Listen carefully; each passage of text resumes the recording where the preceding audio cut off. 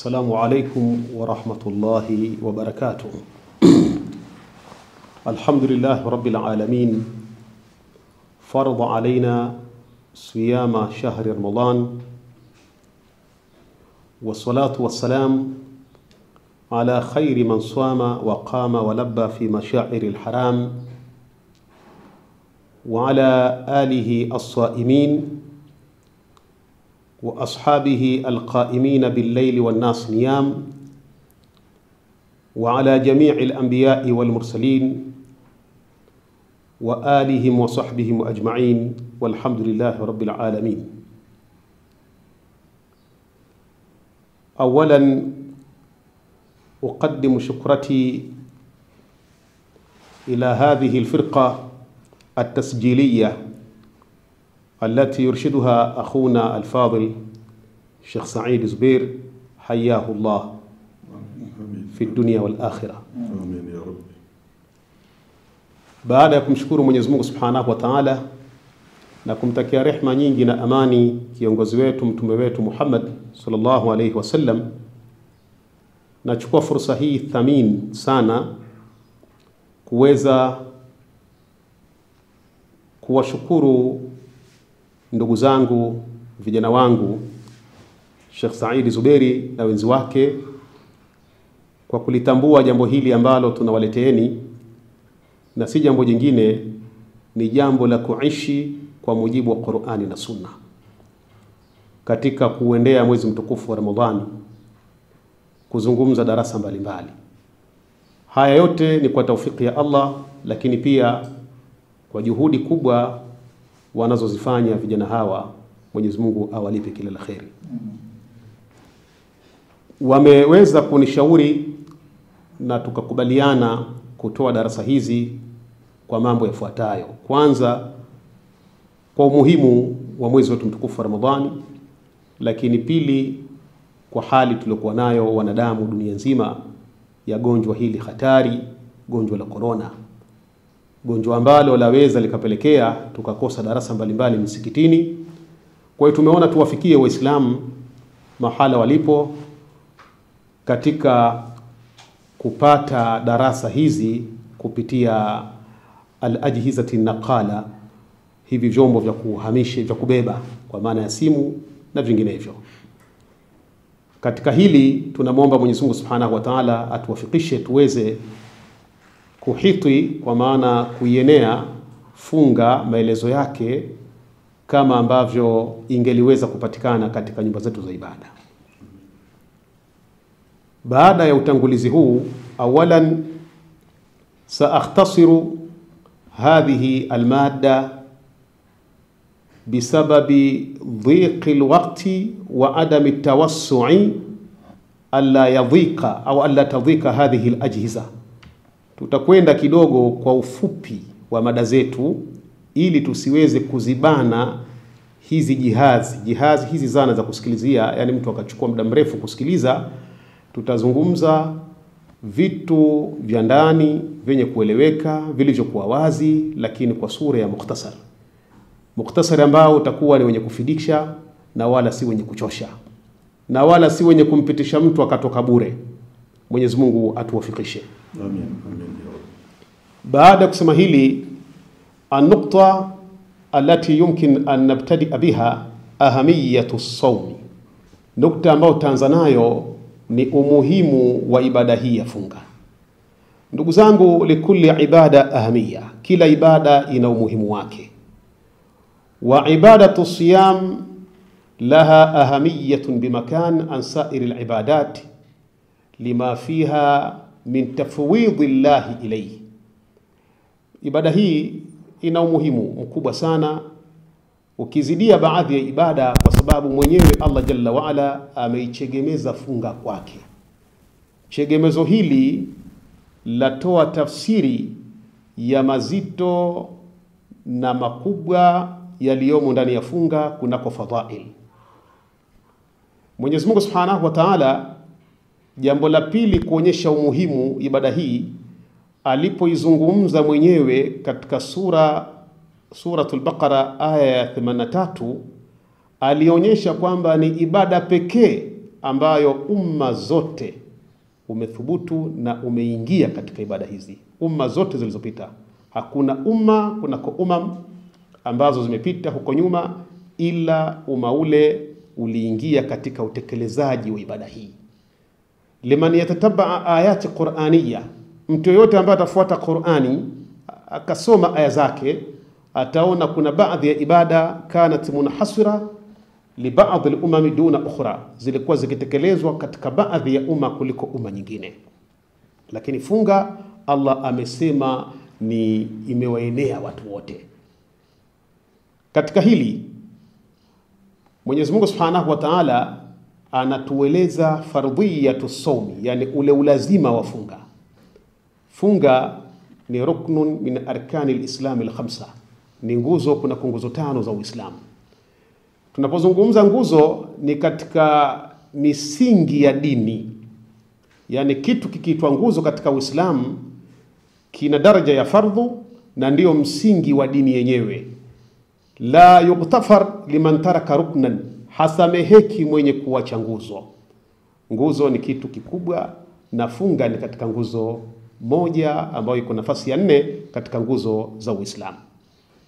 Yaqulu al-Mawla jalla wa ala baada a'udhu billahi minash shaitani rajim, ya ayyuhalladhina amanu kutiba alaykumus siyamu kama kutiba ala alladhina min qablikum la'allakum tattaqun. Enyi mlio amini, bada subhanahu wa ta'ala bil munada, nada al-Mawla al-muslimin al-mawsufina bil iman. Mwenyezi Mungu amewatangazia na kuwaita Waislamu wenye kusifika na imani, yani sio Waislamu walioitwa hapa wale waliotamka shahada, lakini wale waliotamka shahada na kuitekelezea haki yake shahada, al-mawsufin bil iman. Enyi mlio amini. Munada, mtu yote akilinganiwa, hata kama mimi ni muite mwanangu, mtoto wangu, kijana wangu, kuna kitu mush'ira birrahma wal atafa, kuna kitu kinahisisha kwamba kuna huruma, ima kama ni ajali uiepuke, kama kuna jambo la khairi ulifuate. Ndio aslul munada.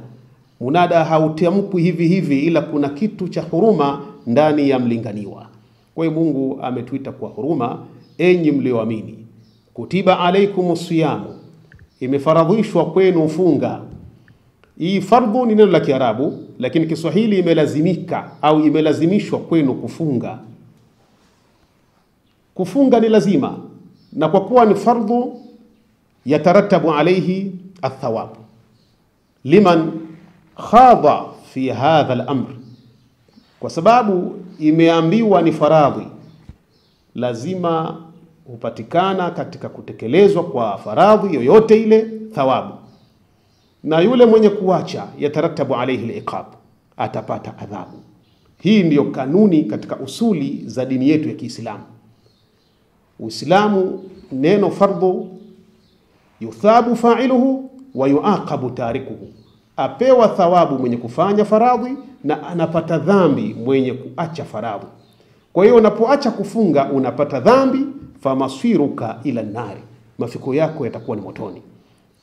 Kwa hiyo jambo hili la kufunga maulima minad-dini bidharura, ni lile ambalo dini imelitambua kiulazima wake. Hayupo mwanazuoni, la yakadu an yujada fi hadha al-alam alimun min al-ulama fi ayi madhhab ankara wujubiyyati sawm, kwamba alipatikana mwanazuoni kunako wanazuoni, awe katika dunia ya leo au zilizopita, awe katika madhehebu yoyote, ambaye alipata kuonekana akapinga wajibu wa kufunga. Hayupo. Tukisema hivyo, ajma'atil umma umekubaliana kwamba jambo hili la kufunga ni jambo maulima minad-dini bidharura. Lakini pia kabla sijaenda kama kutiba ala alladhina min qablikum, Nabiullah Muhammad sallallahu alaihi wasallam katika kubainisha nguzo za Uislamu alisema buniya al-islamu ala 5. Uislamu umejengewa juu ya nguzo 5. Buniya ala shahadatin alla ilaha illa Allah wa anna Muhammadar Rasulullah. Umejengewa Uislamu juu ya shahada, kukiri kwa moyo na kubaini kwa ulimi ya kwamba Nabiullah, Mwenyezi Mungu Subhanahu wa Ta'ala yeye pekee ndiye apasai kuabudiwa na wala hashirikishwi na chochote. Na Nabiullahi Muhammad sallallahu alaihi wasallam hakika ndiye mtume wake aliyeletwa kwa wanadamu wote. Alafu lilofuata ilikuwa ni iqami swala, kusimisha swala. La tatu itai zaka, kutoa zaka. Na la nne saumi Ramadhani, kufunga mwezi mtukufu wa Ramadhani. Kwa hiyo imeshika martaba ya 4 funga. Wasikilizaji wapendwa, Allah anaendelea kusema katika kubainisha funga umuhimu wake na ule ukaribu wake na wanadamu. Kama kutiba ala alladhina min qablikum, kama ilivyofaradhishwa kwa wale waliokuwa kabla yenu, waliolazimishwa waliokuwa kabla yenu, umma zote zilifunga. Ma atafauti kaifiyati siyam, pamoja na kutofautiana aina ya ufungaji, wa al-adad, idadi ya siku, wa ashhur, idadi ya miezi, lakini kila umma pamoja na tofauti hii uliingia katika ufungaji. Na jambo hili lamma jaa an-nabiy sallallahu alayhi wasallam fi hadithi al-islam, katika ule mwanzo wa Uislamu, Mtume sallallahu alayhi wasallam wajada an-nasa yasumun, aliwakuta watu wakifunga. Wa huwa alayhi afdalus salatu wassalam, na yeye mwenyewe Mtume sallallahu alayhi wasallam swama kana yasumu fi kulli shahrin 3 ayyam fi bidayati shahr, alikuwa akifunga kila mwanzo wa mwezi siku 3 ayyam.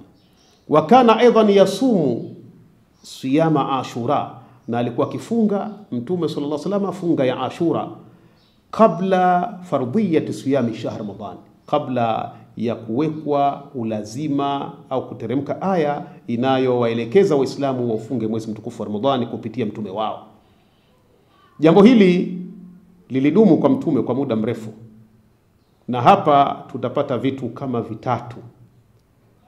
Intiqali rasuli sallallahu alaihi wasallam fi hadhihi al-ibada ila 3 marahil, na hii ndiyo kanuni ya Muumba. Yatadarraj au tatadarraj shari'atu al-islamiyya tadrijiyan, sheria yetu ya Uislamu ina utaratibu wa kuwapeleka Waislamu katika kidogo kidogo, katika utaratibu tadrijiyan, kwa hali kwenda katika hali nyingine. Haipeleki jambo la ibada ambalo laweza likahitaji lifanywe kwa taklifa, kwa nguvu, likawapeleka mara moja. Wanapewa muhla kidogo kidogo. Mtume sallallahu alaihi wasallam alianza kufunga siku 3 kila mwezi, kisha akafunga yaumu Ashura. Na hizi ni tahawulati, ni mageuko. Mtume aligeuzwa katika hali hiyo. Kwa hiyo baada ya kufunga Ashura pamoja na kila mwezi siku 3, Mwenyezi Mungu Subhanahu wa Ta'ala akamletea mwezi mtukufu wa Ramadhani, mwezi ambao ulikuwa sasa ni futio la ibada hizo ambazo mtume alikuwa akienda nazo. Kwa hiyo Mtume sallallahu alaihi wasallam akaanza kufunga mwezi mtukufu wa Ramadhan fi sanati athaniya min alhijra fi shahri Shaaban, katika mwaka wa pili wa hijra ndiyo furidha siyamu shahr Ramadhan, mwezi wa Shaaban. Mwaka wa pili ukawa ndio mwaka wa Waislamu kupewa fardhiyati saum shahr Ramadhan, ulazima wa kufunga mwezi mtukufu wa Ramadhan. Kwa hiyo mtume akahama kufunga Ashura na kufunga siku 3 kila mwezi, akaenda mtume sallallahu alaihi wasallam kufunga mwezi mtukufu wa Ramadhan. Lakini si hilo tu, baada ya hapo mtume sallallahu alaihi wasallam ilipoteremka wa ala alladhina yutiqunahu fidyatun ta'amu miskin, na wale ambao hawatokuwa na uwezo basi watoe fidia ya kuwalisha masikini. Hapo mtume sallallahu alaihi wasallam pia palikuwa pana mabadiliko. Waislamu katika mwanzo ule wafunga, ilipoteremka aya hii akawa mtu lahu alkhiyar, inshaa swama wa inshaa aftara ala miskin, akitaka atafunga, akitaka atawalisha maskini. Hii ikawa ni khiyari. Lakini Mwenyezi Mungu Subhanahu wa Ta'ala faabtalahu biqawlihi shahru Ramadan alladhi unzila fihi alquran hudan linnas, wa bayinati min alhuda wal furqan faman shahida minkum ash-shahra falyasumhu, atakaye hudhuria, kwa maana ya kuwa hai. Shahida ni kuwepo katika ule uhai ndani ya mwezi mtukufu wa Ramadhani, na likawa jambo la kufunga limehudhuriwa, watu wameliona, si lazima uone wewe, watu wanafunga, falyasumhu, basi na yeye afunge. Hali hii ikawa ni mabadiliko sasa, ikawa ilzam lisahihi almuqim, ni lazima afunge. Ana khiari kwamba anachagua, nitatoa mimi kibaba kulisha maskini au nitafunga. Ikawa ni lazima afunge as-sahihu al-muqim. Wa abaha subhanahu wa ta'ala ala al-musafir, akamuhalalishia tu Mwenyezi Mungu msafiri, wal marid, na mgonjwa, wal ajiz, na wenye kushindwa, watu wazima, pamoja na wenye ujauzito. Hawa wakawa wameruhusika kuweza kulifanya hili jambo. Hili likawa ni geuko la pili kwa Waislamu kupitia Mtume sallallahu alaihi wasallam. Geuko la tatu lilikuwa ni ile kuitia shaka, uzito nafsi. Waislamu kule nyuma walikuwa wanafunga, ikifika maghrib wanafuturu mpaka isha, wakishakuwa wameswali, basi mambo yote yanatakiwa ishie pale: kukutana na mke wake mtu, kula, kunywa. Ikitokea kalala, haja yafanya haya, la yubahu lahu aljimaa wala shurb wala alaklu, si halali tena kukutana na mkewe wala kula wala kunywa, ila alfajri ila almaghrib alyawm athani, paka magharibi siku ya pili, jambo ambalo kana yashuku ala almuslimin kathiran, faftutina kathiru min as-sahaba, masahaba wengi wakaingia katika mtihani, wakafitinika. Hapa ndugu zangu Waislamu, khairul mathal yumkin an nadrib li shakhsin, bora ya mfano ambao tunaweza tukaupigia kwa mtu, li Surma min al-Ansari. Bwana mmoja anaitwa Surma, huyu ni katika Ansari wa Madina. Huyu alipata mtihani zama za kuwepo kwake Mtume sallallahu alaihi wasallam. Ilifika mahala amefika maghrib, akakutana na mkewe, alafu akafuturu, akaswali isha. Sasa akalala. Kulala hali ya ulaji, kama unachofahamu kwa wale wacha Mungu, baada ya kufutari tende kidogo, anakula kidogo ili apate nguvu baada ya kupumzika, baadaye ale. Akajikuta huyu bwana ameshalala. Kwa hiyo mamnu alayhi an yaakula au yashrab au yujami'a zawjata, haramu juu yake kula, kunywa au kumuingilia mkewe. Kwa hiyo akalala na njaa, kwa sababu alilala. Ni haramu kulala alafu ukala tena. Huyu bwana akaenda katika hali hiyo mpaka siku iliyofuata Mtume akamwona yuko taabani, ndio akamuuliza, akamueleza tukio. Lakini kabla haja mjibu, Umar ibn al-Khattab naye akaja akamwambia, ya Rasulullah, innani ftutintu, mimi nimeingia katika mtihani. Mtihani gani? Akamwambia, waqa'tu zawjati ba'da al-mabit, nimemuingilia mke wangu na hali nilikuwa nishalala, kwa maana nilitakiwa nikiamka nisifanye hili jambo tena, nimelifanya. Mtume kabla kujibu ndio kateremshwa aya, uhilla lakum lailata siyamu rafathu ila nisaikum hunna libasul lakum wa antum libasul lahunna. Kwa hiyo imehalalishwa kwenu usiku wa funga kuwaingilia wake zenu. Hao ni kivazi kwenu na nyinyi ni kivazi kwao. Alimallahu, Mwenyezi Mungu alishajua, annakum kuntum takhtanuna anfusakum, nyie mlikuwa mkizikhini nafsi zenu. Fataba alaikum, Allah amekubali toba zenu. Fa'afa ankum, na Allah amekusameheni. Fal'ana bashiruhunna, sasa waingilieni. Wabtaghu ma kataba Allahu lakum, natafuteni kile ambacho Mungu amekuandikieni. Wanazuoni wamefasiri hapa ni watoto, dhuria at-tayyiba. Tafuteni ambacho Mungu amekuandikieni. Wakulu washrabu, na mle kwa upana na mnywe, hatta yatabayyana lakum al-khayt al-abyad, mpaka iwabainikie ule uzi ambao ni mweupe kutoka katika weusi.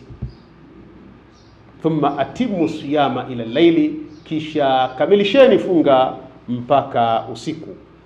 Uzi mweupe kutoka katika weusi ni ile alfajru sadiq, ile alfajiri ya kweli ambayo inavutana kati ya kiza na kuja katika mwanga.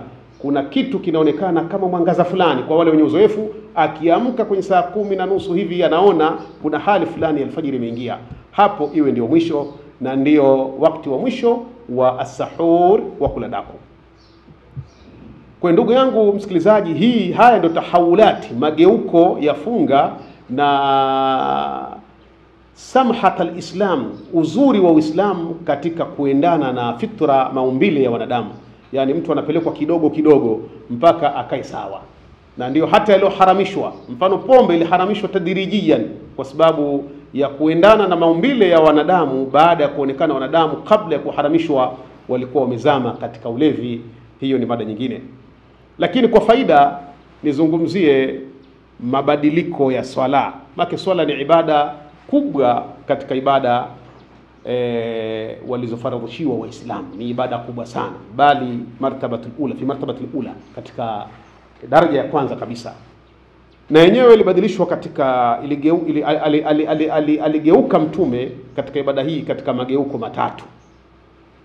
La kwanza, kana sallallahu alaihi wasallam yatawajjah lisala ila albayt almaqdis takriban 17 shahra. Alikuwa mtume akielekea katika swala zote Baitul Maqdis, qiblatul anbiya, ambao ndio qibla ya mitume. Mtume alikuwa akiswali kuelekea kule takriban miezi 17 akifanya hivyo. Lakini jambo hili kana yashuku ala nabii sallallahu alaihi wasallam, alikuwa mtume likimpatabu hili jambo, likimpatabu sana sana. Yeye hubuhu kana an yatawajjaha ila baitillahi al-atiq, aelekee Maka, ndio penzi lake kubwa. Lakini anahamaje? Kwa sababu hili jambo la kiungu lazima apate amri kutoka kwa Allah jalla fi ulahu. Hapo mtume akaonekana na muumba wake anapata tabu, kwa sababu Mwenyezi Mungu anatujua sisi wanadamu, walaqad khalaqna al-insana wa na'lamu ma tuwaswisu bihi nafsuhu. Sisi tumewaumba wanadamu, twajua yanawapa wasiwasi. Kwa hiyo mtume sallallahu alaihi wasallam akaonekana na muumba wake akipata tabu. Hapo Mwenyezi Mungu subhanahu wa ta'ala akateremsha aya inayosema qad nara, ndani ya suratul Baqara, qad nara taqalluba wajhika fi as-samaa falanuwalliyannaka qiblatan tardaha fawalli wajhaka shatra al-masjid al-haram. Mola wako amekwisha kuona ukigeuza geuza uso wako upande wa mbinguni, taqalluba wajhika fi as-samaa, na ikiashiria kwamba una jambo walitaka, una shida imekuzonga. Sasa falanuwalliyannaka qiblatan tardaha, tutakubadilishia qibla unayoiridhia. Sasa fawalli wajhaka shatra almasjid alharam, geuza uso wako, angalia upande wa msikiti uliokuwa mtukufu. Hapo mtume akageuzwa. Lakini fa haithuma tuwallu fa thamma wajhullah, popote utakapogeuka, kama kuna dharura basi mtaje Mungu. Mwenyezi Mungu yuko mahala popote. Jambo hili la kugeuka mtume halikuwa dogo kwa wale wajinga. Alidharaulika mtume, alionekana hana msimamo kwenye dini, alikejiliwa, watu walimkejeli. Lakini Allah subhanahu wa ta'ala akampoza kwa kumweleza, sayaqulu sufahau minan nas, watasema wapumbavu kuna kwa watu, na hawa wapo kila zama, ma wallahu an qiblatihim allati kanu alaiha, kitu gani kimewageuza hawa katika qibla ambacho walikuwa wanakielekea. Hili lilikuwa ni gumzo katika jamii ya Madina juu ya mtume kugeuka kuelekea Baitullahi al-Haram, lakini ilikuwa ni neema kwa Waislamu pamoja na mwenyewe mtukufu daraja mtume wetu Muhammad sallallahu alaihi wasallam. Hili lilikuwa ni geuko la kwanza, lina mambo marefu lakini si mada. Ninaonyesha tu namna ya watu wanajogeuzwa kupelekwa katika unafuu katika kile ambacho Mwenyezi Mungu anakiridhia. La pili ni adhan. Hadha al-adhan lam yakun ma'hudan wa lam yakun mawjudan fi sadri al-islam. Adhana haikuwepo katika mwanzo wa Uislamu. Kanu yatanadawna fima bainahum bi aswatihim bi tuqusatihim, walikuwa wakiitana wenyewe kwa sauti ambazo wanajua, kwa namna ya vitu ambavyo wanaweza wakapiga ili wakasogea katika ibada. Na jambo hili lilifanyika kwa muda mrefu, akiwemo mwenyewe mtukufu wa daraja sallallahu alaihi wasallam akiwepo.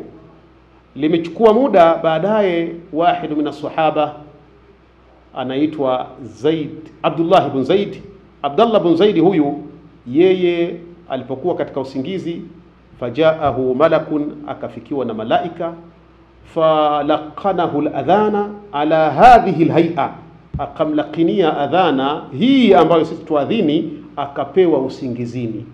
Falamma asbaha, alipoamka subhi, jaa ila rasuli sallallahu alaihi wasallam, akaja kwa mtume, fahaka lahu ma raa bil-layli, akamsimulia aliyoyaona usiku. Mtume akamwambia, khairu ma ra'ait ya Abdullah, ni bora katika yale uliyoyaona ewe Abdullah. Hapo akamwambia, alimha Bilalan, mfundishe hii adhana Bilali. Kabla ya kumfundisha, fajaa Umar ibn al-Khattab radhiyallahu anhu, faqala lirasul, faqad tafa bi ma tafa bihi, na mimi kanipitikia au kaniijia yule aliyemuijia huyo, na nimefundishwa kama hayo nao yasikia yanasomwa, ambayo ni adhana ile Allahu akbar mpaka la ilaha illa Allah.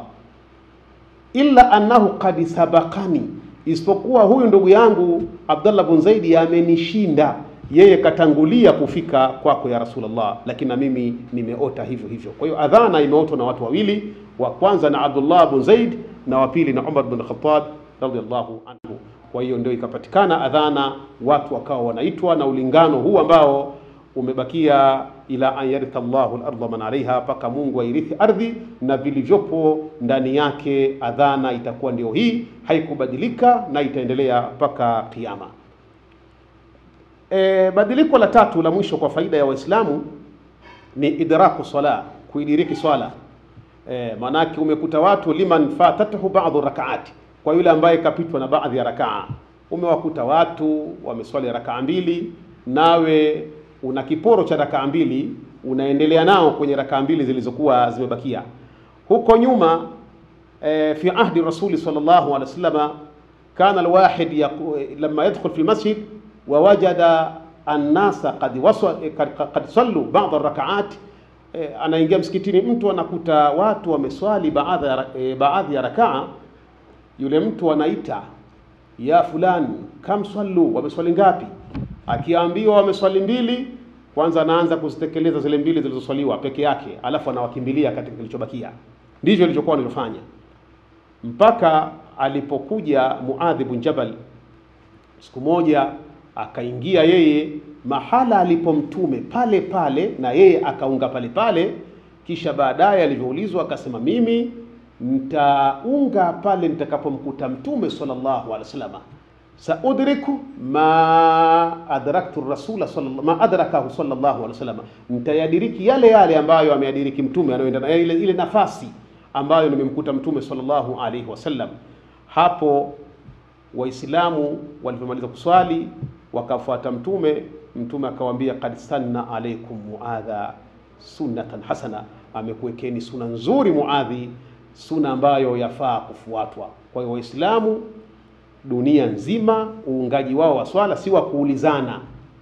Unafika unaunga swala pale ambapo imamu atakuwa kafikia, hata kama ni mwisho wa tahiyatu, basi na wewe unakaa unaunga swala yako ile, unasoma nao tahiyatu. Baada salamu unasimama kwa ajili ya kuendelea na zile rakaa ambazo zimekupita. Hii ni faida Mwenyezi Mungu Subhanahu wa Ta'ala atubariki kuifahamu.